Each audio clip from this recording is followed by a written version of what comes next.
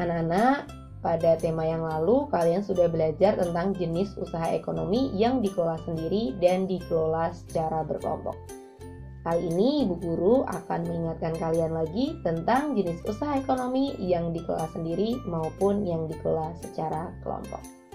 Kita mulai dari jenis usaha ekonomi yang dikelola sendiri. Yang pertama adalah pertanian, merupakan hasil usaha menghasilkan tanaman pangan seperti padi, jagung, kacang, kedelai, dan lainnya.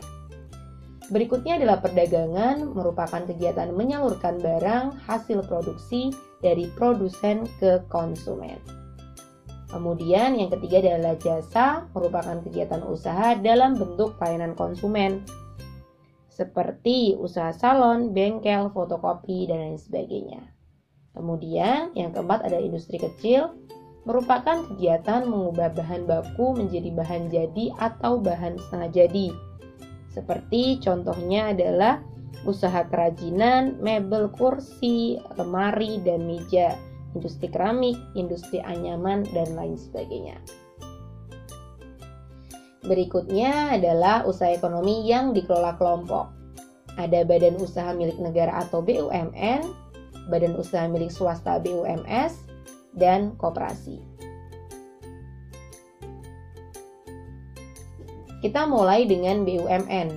BUMN atau badan usaha milik negara atau juga disebut sebagai perusahaan negara, merupakan sebuah perusahaan yang seluruh atau sebagian besar modalnya dimiliki oleh negara.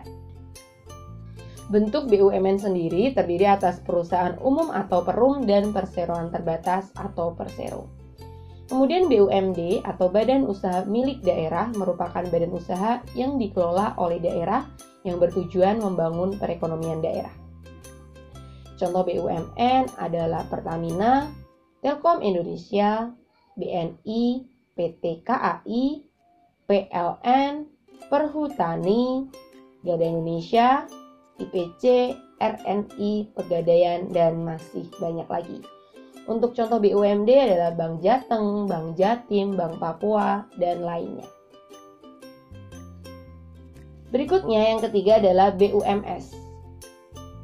BUMS atau Badan Usaha Milik Swasta merupakan badan usaha yang didirikan, dimiliki, dimodali, dan dikelola oleh satu orang atau beberapa orang yang bukan milik pemerintah.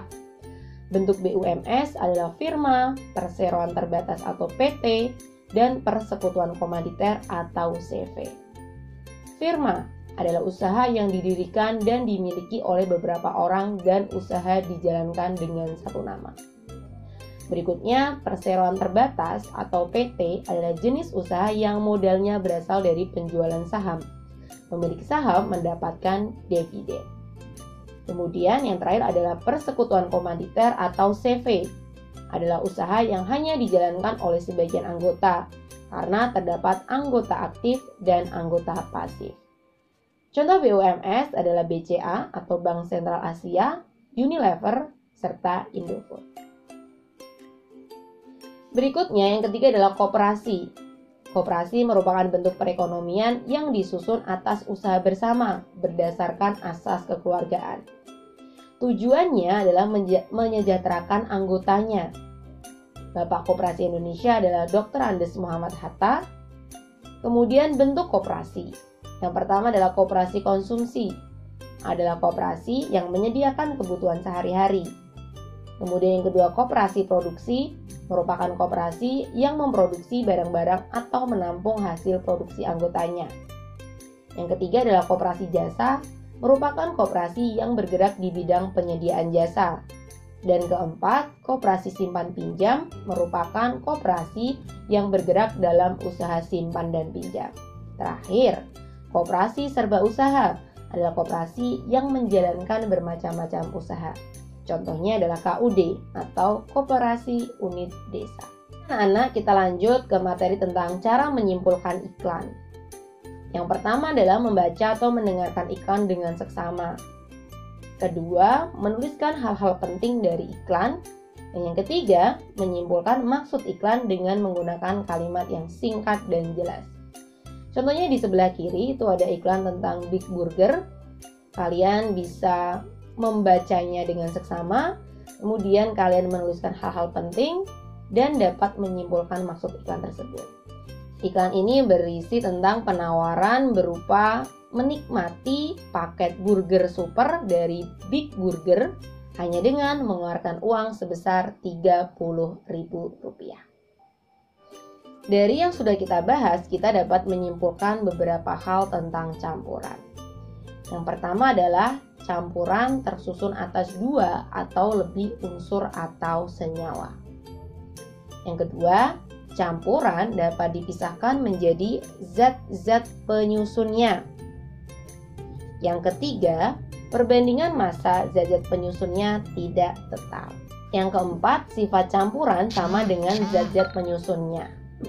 Nah, anak-anak jangan lupa campuran dibedakan menjadi 2, campuran homogen dan campuran heterogen. Terakhir, hidup rukun dalam kehidupan sehari-hari. Hidup rukun di rumah contohnya adalah bermain bersama adik, kemudian mengobrol bersama dengan ayah, ibu, atau adik maupun kakak. Kemudian yang kedua, hidup rukun di sekolah contohnya adalah berbagi bekal dengan teman sekelas. Yang ketiga, hidup rukun di masyarakat. Contohnya adalah ikut serta atau berpartisipasi pada kegiatan kerja bakti di sekitar rumah tempat tinggal kalian. Ya, anak-anak, itu adalah contoh hidup rukun dalam kehidupan